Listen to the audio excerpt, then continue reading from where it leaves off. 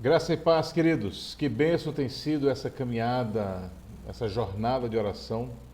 Para mim, pessoalmente, é o aprendizado, mesmo que eu conheça esse estudo, esse tema, essa passagem há muito tempo, mas coisas novas são descobertas a cada vez que nós estudamos. Mas a minha pergunta a você é: você tem aplicado no seu coração, na sua vida diária, aquilo que você tem aprendido? Porque mais importante do que conhecer sobre oração é orar. É orar.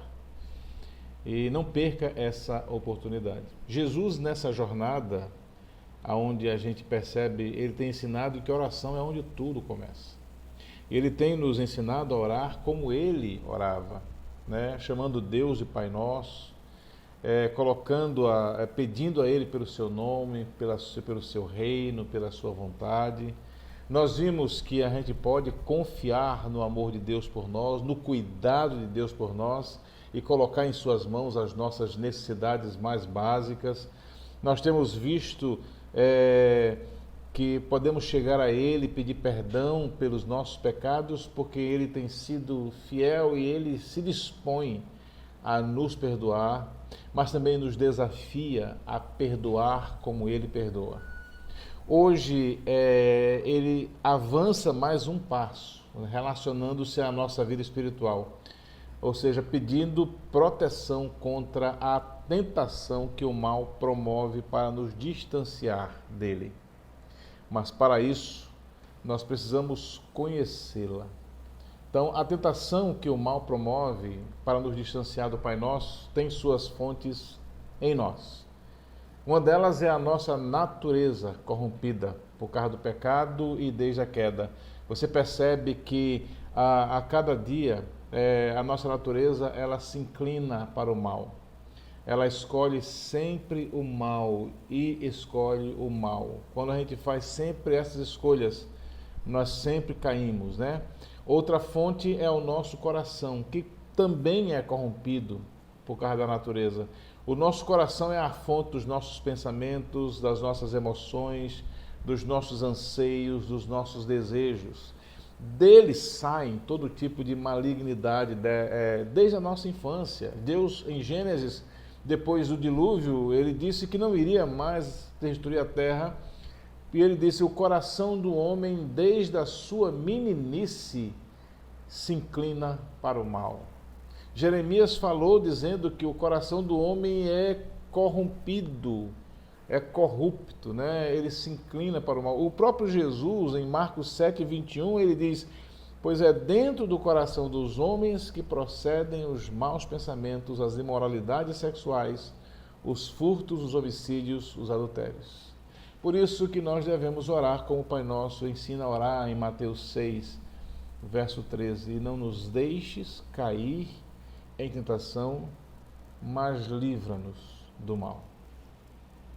Mas além das fontes, a tentação que o mal promove para nos distanciar do Pai, ela tem seus agentes. Alguns deles são espirituais. Quais são eles? O diabo, também chamado de Satanás ou de maligno, né, que é aquele que nos acusa diante de Deus e calunia Deus para nós, né, fazendo esse jogo duplo, semeando contenda entre o nosso relacionamento com Deus. O mundo é um sistema criado por ele que se opõe a Deus e promove todo tipo de iniquidade e de prazeres que muitas vezes Deus condenou na sua palavra. Mas há também agentes carnais. Um deles é a própria carne. A carne, ela nos incita a cometer todo tipo de pecado contra o nosso próprio corpo, né? Que é para ser o templo do Espírito Santo. Mas há amigos de má influência que nos influencia nos leva a quebrar a lei de Deus, cometendo pecado. Mas há também as pessoas que nos amam. Esses são os mais difíceis que nós temos de combater. E eu quero dizer a você que não são todas as pessoas que nos amam. mas eu sei que muitos de nós têm algumas pessoas que nos amam, que nos tentam. E eles são difíceis porque existe afeto nessa relação, né? É por isso que Deus, a gente tem que orar ao Senhor: Pai, não nos deixe só na tentação, mas livra-nos do mal. O mal não vem só com cara feia, ela também vem muitas vezes travestida de cara bonita e até de afeto, quando nos leva a ir contra o que Deus quer. No entanto, a tentação que o mal promove para nos distanciar do Pai Nosso, pode ser vencida. E como é que eu venço a tentação? Conhecendo o seu modus operandi. Modus operandi é o modo como ele opera, né? Isso é latim. Satanás, ele tenta pôr o amor e o caráter de Deus em dúvida para nós. Foi assim que ele fez com Eva, né? Deus disse isso porque ele não queria que vocês fossem iguais a ele. Ele põe em dúvida o caráter de Deus para nós. O mundo nos tenta querendo que a gente coloque Deus em segundo plano e as coisas dele em primeiro. Por isso ele vai estar sempre nos ofertando coisas. Nem tudo que ele oferta é pecado, mas a intenção é que a gente possa dar prioridade a essas coisas, colocando Deus em segundo plano. Então, quando você está vivendo uma vida onde você não tem tempo nem para orar, o mundo venceu, porque ele está colocando em você atividades e coisas que fazem você colocar Deus em segundo plano. Como é que a gente vence a carne? A carne, ela é vencida, o modus operandi, né, do mundo. A carne, ela nos oferece oportunidades para satisfazer os nossos apetites, os nossos instintos, os nossos vícios. E é assim que ela faz. Os amigos de má influência, eles trabalham incitando o nosso orgulho.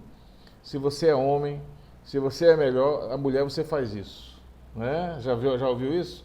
Pois é assim que ele incita. Nos incita a cometer o erro, a cometer o pecado, para a gente se preocupar com o que os outros vão pensar. Então a gente prioriza muito mais a opinião dos outros do que o que Deus acha. É assim que se incita, por isso são os de má influência. Mas as pessoas que nos amam, elas nos tentam com a melhor das intenções. Você é chamado por Deus para fazer uma obra, uma missão, cumprir uma missão. É chamado para um determinado momento, como missionário, alguma coisa. Coisas que, economicamente falando, do ponto de vista do mundo, não tem vantagem. Então, as pessoas que nos amam tendem a nos querer demover de atender o chamado, porque não é econômico, porque vai sofrer, porque não vai ganhar dinheiro e assim por diante. Com a maior das intenções, mas não deixa de ser uma tentação. E se você é alguém que já fez isso com alguém que expressou a você qual era a vontade de Deus para a vida dela, peça perdão ao Senhor por ter sido agente de tentação para essa pessoa. Mas, amados, além do conhecimento, nós temos de reconhecer nossas limitações pessoais e fazer uso das armas que Deus nos disponibiliza. Nós vencemos o diabo crendo e memorizando a palavra de Deus. Foi assim que Jesus fez. Nós vencemos o mundo decidindo, de uma vez por todas, colocar Deus e o seu reino em primeiro lugar. Nós vencemos a carne só de uma maneira, fugindo. O apóstolo Paulo, ele recomendou a Timóteo, lá em 2 Timóteo 2,22, fuja das paixões da mocidade. A carne é mais forte que nós. Nós só podemos vencer fugindo. E Deus dá o escape.